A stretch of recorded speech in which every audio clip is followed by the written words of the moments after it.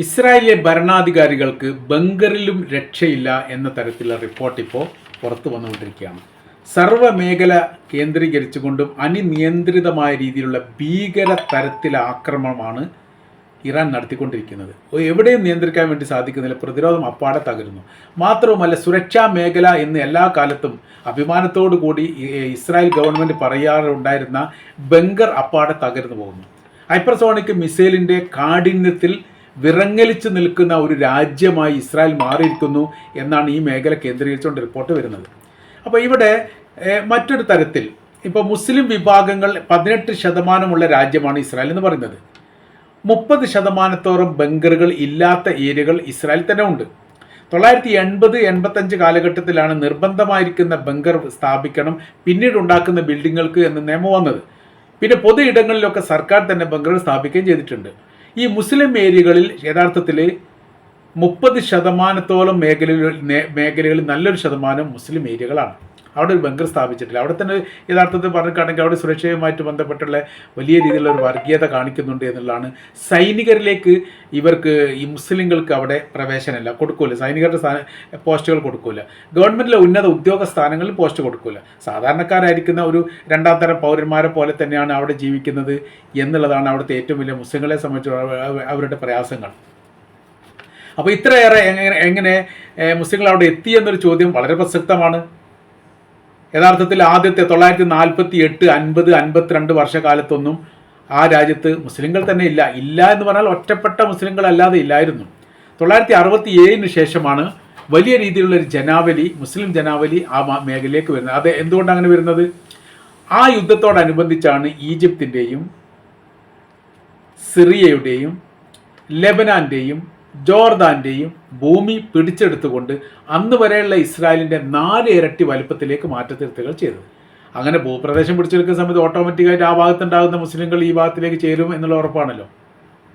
ഒരാൾക്ക്, ഒരു വ്യക്തിക്ക് വീട് പൊളിച്ചിട്ട് അങ്ങോട്ട് പോകുക എന്നൊക്കെ പറഞ്ഞാൽ സാധാരണക്കാരെ സംബന്ധിച്ചിടത്തോളം പ്രയാസമാണ്. അതുകൊണ്ട് അതിനുശേഷം ജനസംഖ്യ വലിയ രീതിയിൽ ഇസ്രായേൽ മുസ്ലിം ജനസംഖ്യ ഉണ്ടാവാനുള്ള പ്രധാനമായിരിക്കുന്ന കാര്യം ഇതാണ്. അവിടുത്തെ ജനസംഖ്യയിൽ 18% എന്ന് പറഞ്ഞാൽ ചെറുതല്ല. ഏകദേശം 1 കോടിയോളം ജനസംഖ്യ അവിടെ ഉള്ളതിൽ 18% മുസ്ലിങ്ങളാണ്. മാത്രമല്ല അവിടെ ഈ ക്രിസ്ത്യാനികൾ 2-3% മാത്രമേ ഉള്ളൂ. അതാണ് ഏറ്റവും വലിയ പ്രത്യേകത. വലിയ ജനാവലിയാണ് മുസ്ലിങ്ങളായിട്ട് അവിടെ കണക്കാക്കുന്നത്.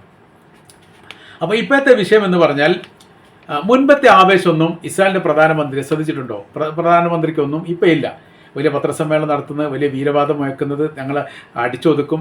മെനാന്തത്തെ രാത്രിയിലാണ് അമേരിക്കൻ പ്രസിഡന്റ് ഡൊണാൾഡ് ട്രംപ് പറഞ്ഞ് ഇന്ന് ഇറാൻ്റെ അവസാനത്തെ രാത്രിയാണ്, നാളത്തെ പ്രഭാതത്തോട് കൂടിയിട്ട് ഭരണം മാറാൻ പോവുകയാണ്, അതികഠിനമായിരിക്കുന്ന ശിക്ഷയാണ് അവർക്ക് വരാൻ പോകുന്നത്, ലോകം അത് കാണും, നരകം ഞങ്ങൾ സൃഷ്ടിക്കും. എവിടെയാണ് നരകം എന്ന് ചോദിച്ചാൽ അത് ഇറാനിലാണ് എന്ന് പറയുന്ന തരത്തിലായിരിക്കും മെനാന്ത രാത്രി ഉണ്ടാവുക എന്നുള്ളത്. അന്നത്തെ പകല് ആയ സമയത്താണ് മറ്റൊരു റിപ്പോർട്ട് പുറത്തു വന്നത്, ഒരുപാട് അമേരിക്കൻ സൈനികർ ഇറാൻ പിടിച്ചിട്ടുണ്ട് എന്നുള്ളത്. മാത്രമല്ല അവിടെ ഏറ്റവും വലിയ യുദ്ധക്കപ്പലായിരിക്കുന്ന അബ്രഹാം ലിങ്കൺ പടക്കപ്പലിന് നേരെ 4-ലധികം മിസൈലുകൾ പതിച്ചിട്ടുണ്ട് എന്ന തരത്തിലും, ഒരു ഭാഗം തീപിടിച്ചു എന്ന തരത്തിലൊക്കെ റിപ്പോർട്ടുകളൊക്കെ അതും പുറത്തു വരുന്നുണ്ട്. അപ്പോൾ കഠിനമായിരിക്കുന്ന ശിക്ഷ കിട്ടിയത് യഥാർത്ഥത്തിൽ ഇറാനല്ല, പകരം അമേരിക്കക്കാണ് കൊടുത്തത് എന്ന് ചുരുക്കം. വലിയ സുരക്ഷാ മതിൽക്കെട്ടുകൾക്കുള്ളിലാണ് ഇസ്രായേലിൻ്റെ ഭരണാധികാരികളും സൈനിക മേധാവികളും സുരക്ഷാ കവചമായിട്ട് ഒളിഞ്ഞു നിൽക്കാറുള്ളത്. ഇപ്പോൾ അവിടെ പോലും രക്ഷയില്ല എന്നുള്ളതാണ് കാര്യം. എന്ന് പറഞ്ഞാൽ ഏറ്റവും പ്രധാന ഇസ്രായേൽ പ്രധാനമന്ത്രിയുടെ ഓഫീസ് ഇറാൻ ആക്രമിച്ചു. അതിൽ അദ്ദേഹം ആ ഓഫീസിൻ്റെ അകത്ത് ഇല്ലാത്തത് കൊണ്ടാണ് മഹാഭാഗ്യത്തിന് രക്ഷപ്പെട്ടത്. അപ്പോൾ അങ്ങനെ വരുന്ന സമയത്ത് അവരുടെ മേഖല ഏതാണ് എന്നുള്ളതും അവർ ഒളിഞ്ഞിരിക്കുന്ന ഇടം ഏതാണ് എന്നുള്ളതും ഇറാൻ മനസ്സിലായിട്ടുണ്ട് എന്നുള്ളതാണ് കാര്യം. ഇവർക്ക് പിറകിൽ സാറ്റലൈറ്റ് ചിത്രങ്ങൾ പോയിക്കൊണ്ടേയിരിക്കുന്നു. ഇപ്പോൾ യഥാർത്ഥത്തിൽ യുദ്ധം നടത്തുന്ന ഇറാൻ തന്നെയാണോ എന്ന് ചോദിച്ചാൽ അല്ല, യുദ്ധം നടത്തുന്ന ഇറാൻ മാത്രമല്ല, ഈ യുദ്ധത്തിൽ റഷ്യയുണ്ട്, ചൈനയുണ്ട്, സംശയമൊന്നുമില്ല. കൊറിയയും ഉണ്ടാവാൻ സാധ്യതയുണ്ട് എന്നുള്ളതാണ്. അതിശക്തമായിരിക്കുന്ന മിസൈലിൻ്റെ ഒരു കൂട്ടം തന്നെ യഥാർത്ഥത്തിൽ ഇവരുടെ കൈവശത്തിലുണ്ട്, കൊറിയയുടെ കൈവശം. 15,000 കിലോമീറ്റർ ദൂരപരിധിയുള്ള മിസൈൽ ഈ കൊറിയയുടെ കൈവശത്തിലുണ്ട് എന്നുള്ളത് കഴിഞ്ഞ പ്രാവശ്യം തന്നെ പറഞ്ഞിട്ടുണ്ട്. അഥവാ അവരെ രാജ്യത്തിൽ നിന്ന് ഇരുന്നു കൊണ്ട് തന്നെ അമേരിക്കക്ക് നേരെ ആക്രമണം നടത്താൻ, വേണമെങ്കിൽ ആണവായുധം ഉപയോഗിക്കാൻ പാകത്തിലുള്ള സംവിധാനമുള്ള മിസൈലുകൾ തങ്ങൾ നിർമ്മിച്ചിട്ടുണ്ട് എന്നുള്ളത് കിം ജോങ് ഉന്ന് കഴിഞ്ഞ വർഷം തന്നെ പറഞ്ഞതാണ്. ഞങ്ങളുടെ ശത്രു രാജ്യം തന്നെയാണ് ഈ അമേരിക്ക എന്ന് പറയുന്നത്. അതുകൊണ്ട് ഈ നേരിടേണ്ട ഒരു സാഹചര്യം വന്നാൽ അത് കഠിനമായിരിക്കുന്ന ശിക്ഷ തന്നെയായിരിക്കും അമേരിക്കക്ക് ഉണ്ടാവുക എന്നുള്ള മുന്നറിയിപ്പ് അത് നൽകിയിട്ടുണ്ട്. ഇപ്പോഴത്തെ എണ്ണ സ്റ്റോറേജ് മേഖല ആക്രമിച്ചു ഇസ്രായേലിൻ്റെ. അതോട് കൂടിയിട്ട് അവിടെ വലിയ രീതിയിലുള്ള തീപിടുത്തങ്ങളുണ്ടായി. തീപിടുത്തങ്ങൾ ഉണ്ടാകുന്ന സമയത്തുള്ള പ്രശ്നം എന്ന് പറഞ്ഞാൽ എണ്ണ മേഖല തീപിടുത്തം ഉണ്ടായാൽ കെടുത്താൻ വേണ്ടി സാധിക്കില്ല. കുവൈത്തിൽ ഇറാഖിൻ്റെ സൈനികർ തീ വെച്ച് പോകുന്ന സമയത്ത്, ആ യുദ്ധവുമായിട്ട് ബന്ധപ്പെട്ട് തീ വെച്ച് പോകുന്നതിന് ശേഷം ഒരു വർഷം കെടുത്തിയിട്ടും കെടാത്ത എണ്ണക്കിണറുകളുണ്ടായിരുന്നു. 2 എണ്ണക്കിണറുകൾ ഒരു വർഷം കഴിഞ്ഞതിന് ശേഷം കെട്ടുക എന്നുള്ളതാണ്. 20ഓളം എണ്ണക്കിണറുകൾ അന്ന് തീ വെച്ചിട്ടുണ്ട്. അപ്പോൾ അതിൽ നിന്ന് മനസ്സിലാക്കേണ്ട കാര്യം ഇത് കെടുത്താൻ വേണ്ടി സാധിക്കില്ല. ആ തരത്തിൽ ഇപ്പോൾ എണ്ണ സ്റ്റോറേജ് മേഖലയ്ക്ക്, അതായത് ഇസ്രായേലിൻ്റെ കൈവശത്തിലുള്ള എണ്ണ സ്റ്റോറേജ് മേഖലയ്ക്ക് ഇറാൻ മിസൈലിട്ടു. അതിന് തീപിടുത്തം ഉണ്ടായി. ആ തീപിടുത്തം ആ സമയത്തൊന്നും കെടുത്താൻ കഴിഞ്ഞിട്ടില്ല. പിന്നെ അതിൻ്റെ റിപ്പോർട്ടുകൾ പുറത്ത് വന്നിട്ടില്ല. ഇലക്ട്രിസിറ്റി ഏകദേശം 40% തകർത്തെറിഞ്ഞു. അപ്പോൾ പിന്നെ വൈദ്യുതി ഇല്ലാത്ത നഗരമായിട്ട് ഇസ്രായേൽ മാറി. പിന്നെ അതിൻ്റെ കൂടെ പറഞ്ഞത് എണ്ണ സ്റ്റോറേജിൻ്റെ മേഖലയും തകർത്തു. എണ്ണ ഈ നിർമ്മിക്കുന്നത് ഒരു ഏരിയയിലും നിർമ്മിച്ചതിന് ശേഷം അത് സ്റ്റോക്ക് ചെയ്യുന്ന മറ്റൊരു ഏരിയയിലുമാണ്. 2 ഭാഗത്തും അവർ ആക്രമണം നടത്തിയിട്ടുണ്ട്. നിർമ്മാണ മേഖലയിലും സ്റ്റോറേജ് മേഖലയിലും ആക്രമണം നടത്തിയിട്ടുണ്ട് എന്നും ഈ റിപ്പോർട്ടിൻ്റെ അകത്ത് പറയുന്നു. അപ്പോൾ ഇതിലുള്ള വളരെ പ്രധാനമായിരിക്കുന്ന ഭാഗം പറയുന്നത് ഇങ്ങനെയാണ്: സുരക്ഷാ കേന്ദ്രങ്ങളിൽ ആക്രമിക്കുന്നു എന്നതിനാൽ തന്നെ അവിടുത്തെ ക്യാബിനറ്റ് മന്ത്രിമാർക്കോ ബന്ധപ്പെട്ട സൈനിക മേധാവികൾക്കോ പുറത്തിറങ്ങാൻ പറ്റാത്ത വിധം വല്ലാത്ത രീതിയിൽ പ്രയാസപ്പെടുന്നൊരു സാഹചര്യം ഇറാനിൽ സംജാതമായിരിക്കുന്നു. ഇപ്പോൾ ആക്രമിക്കുന്നു എന്ന് പറഞ്ഞാൽ അവരുടെ പ്രതിരോധം അപ്പാടെ ആകാശം നിയന്ത്രിക്കുന്നത് ഇറാൻ ആകുന്ന തരത്തിൽ, അല്ലെങ്കിൽ ഇറാനാണ് ഇപ്പോൾ ആകാശം നിയന്ത്രിക്കുന്നത് എന്ന് ആരെങ്കിലും പറഞ്ഞാൽ അല്ല എന്ന് പറയാൻ വേണ്ടി സാധിക്കില്ല. അത്രക്ക് പ്രതിരോധമില്ലാതെ പ്രതിരോധ സംവിധാനം, അയൺ ഡോം പോലെയുള്ള പ്രതിരോധ സംവിധാനത്തിന് നിർമ്മിക്കുന്ന മേഖല, അതല്ലെങ്കിൽ അതിനെ സംവിധാനിക്കുന്ന മേഖല പോലും തകർക്കപ്പെട്ടു. മാത്രമല്ല, ഒന്നിന് ഏകദേശം ഈ 200-300 ഇരട്ടിയാണ് അധിക പണം വരുന്നത്. അതായത് ഒരു മിസൈൽ വിടാൻ വേണ്ടിയിട്ട് 10,000 രൂപയുടെ ചിലവാണ്, $10,000 ചിലവാണുള്ളതെങ്കിൽ ഏകദേശം ഇവർക്കത് തിരിച്ചടിക്കാൻ വേണ്ടിയിട്ട് $1 മില്യൺ ചിലവുള്ള ഈ സംവിധാനങ്ങളൊക്കെ വേണ്ടി വരാറുണ്ട് എന്നുള്ളതാണ്. അപ്പോൾ അതിൻ്റെ ഇരട്ടി എത്രത്തോളം ഉണ്ട്. സാമ്പത്തികം അപ്പാടെ കൂപ്പ് കുത്തുന്ന ഒരു പ്രത്യേക സാഹചര്യത്തിലേക്ക് ഇറാൻ മാറിയിരിക്കുന്നു.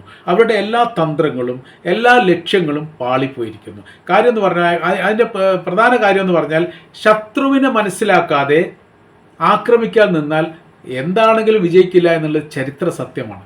ലോകത്തൊരിടത്തും ശത്രുവിൻ്റെ ശക്തി മനസ്സിലാക്കാതെ വിജയിച്ചൊരു സംഭവം ഉണ്ടായിട്ടില്ല. എളുപ്പത്തിൽ വിജയിച്ചെടുക്കാൻ വേണ്ടി സാധിക്കുമെന്ന് കരുതിയിരിക്കുന്ന ഒരു ദേശത്തെയും കീഴ്പ്പെടുത്താൻ വേണ്ടി വമ്പന്മാർക്കും കൊമ്പന്മാർക്കും ചരിത്രത്തിൽ സാധിച്ചിട്ടില്ല എന്നുള്ള യാഥാർത്ഥ്യം. നമ്മൾ ഗസ തന്നെ നോക്കിയാൽ മതി. ഇസ്രായേൽ ആരുമായിട്ടാണ് ഏറ്റുമുട്ടുന്നത്? പലസ്തീൻ എന്ന് പറഞ്ഞാൽ 2 ഭാഗമാണ്, 2 ദേശമാണ്. ഒന്ന് ഗസയാണ്, മറ്റൊന്ന് വെസ്റ്റ് ബാങ്കാണ്. വെസ്റ്റ് ബാങ്കും ഗസയും തമ്മിൽ ഒരു ബന്ധവുമില്ല. തമ്മിൽ അറിയുമെന്ന് പോലും വലിയ സംശയം. 60 കിലോമീറ്റർ 65 കിലോമീറ്ററോളം വ്യത്യാസം ഗസയിൽ നിന്ന് വെസ്റ്റ് ബാങ്കുമായിട്ടുണ്ട്. അങ്ങോട്ട് ആർക്കും പ്രവേശിക്കാൻ പറ്റില്ല. പ്രവേശിക്കണമെങ്കിൽ ഇസ്രായേലിൻ്റെ അനുമതി കിട്ടണം. അതുകൊണ്ട് തന്നെ ഒരു വിവാഹ ബന്ധങ്ങളോ അതല്ലെങ്കിൽ ഒരു സൗഹൃദ ബന്ധങ്ങളോ അതല്ലെങ്കിൽ ഒരു കൂടിച്ചേരുകളോ ഗസയും വെസ്റ്റ് ബാങ്കുമായിട്ട് ഉണ്ടാവാറേ ഇല്ല. അപ്പോൾ പിന്നെ ഗസ വേറെയാണ്, വെസ്റ്റ് ബാങ്ക് വേറെയാണ്. ഗസയുടെ അകത്താണ് ആരുള്ളത്? ഹമാസ് ഉള്ളത്. വെസ്റ്റ് ബാങ്കിൻ്റെ അകത്ത് ഹമാസിൻ്റെ സംഘം ഉണ്ടെന്നല്ലാതെ ഇത്ര സജീവമായ രീതിയിലോ ആയുധ പരിശീലനം നൽകിയതായിട്ടോ ഇല്ല. ഈ പറയപ്പെട്ട ഏകദേശം ഈ 20,000 മുതൽ 40,000 വരെ ഹമാസ് പോരാളികൾ എന്നാണ് ഇവർ, അല്ലെങ്കിൽ ഹമാസ് ഭീകരവാദികൾ എന്നാണ് ഇവർ പറയാറുള്ളത്, ഇസ്രായേൽ പറയാറുള്ളത്. 2 വർഷമായിട്ടും അപ്പോൾ ഈ 20,000 അല്ലെങ്കിൽ 40,000 ഹമാസിൻ്റെ ആളുകളെ കൊല്ലപ്പെടുത്തിയിട്ടില്ല എന്നാണോ പറയുന്നതിൻ്റെ ഉദ്ദേശം? കാര്യം കീഴ്പ്പെടുത്തിയിട്ടില്ല. ഇപ്പോൾ അവർ സജീവമാണ്. സർവ്വമേഖല അവരുടെ ആധിപത്യമുണ്ട്. സർവ്വമേഖല അവർ ഭരണം നടത്തുന്നു. അവിടെ നിയമ പരിഷ്കാരങ്ങൾ, നിയമ സംവിധാനങ്ങൾ അവർ സൃഷ്ടിക്കുന്നു. അവരാലാണ് ആ പ്രദേശം നിലനിൽക്കുന്നതെന്ന് ചുരുക്കം. അപ്പോൾ ശക്തി ഉണ്ട് എന്ന് കരുതിയിട്ട് അവരുടെ കൃത്യമായ രീതിയിൽ അവരെക്കുറിച്ച് മനസ്സിലാക്കിയിട്ടില്ലെങ്കിൽ അത് പരാജയപ്പെടും. അതുകൊണ്ടാണ് ഇസ്രായേൽ പരാജയപ്പെട്ടത്. അതുകൊണ്ടാണ് ഇപ്പോൾ അമേരിക്ക പരാജയപ്പെട്ടുകൊണ്ടിരിക്കുന്നത്. ഇപ്പോൾ ഇസ്രായേൽ ഇറാനിൽ പരാജയപ്പെട്ടുകൊണ്ടിരിക്കുന്നതിന് പ്രധാനമായിരിക്കുന്ന കാര്യം പറയുന്നത് അത് തന്നെയാണ്. അപ്പോൾ എല്ലാവിധ ഇൻഫ്രാസ്ട്രക്ചറും തകർത്തെറിഞ്ഞുകൊണ്ട് നിലനിൽക്കാൻ പോലും ഭാവിയിൽ പ്രയാസപ്പെടുന്ന ഒരു സാഹചര്യത്തിലേക്ക് ഇറാൻ എന്ന് പറയുന്ന രാജ്യം ഇസ്രായേലിനെ ആക്കിയിട്ടുണ്ട് എന്നാണ് നമ്മൾക്ക് മനസ്സിലാക്കാൻ വേണ്ടിയിട്ട് സാധിക്കുന്നത്.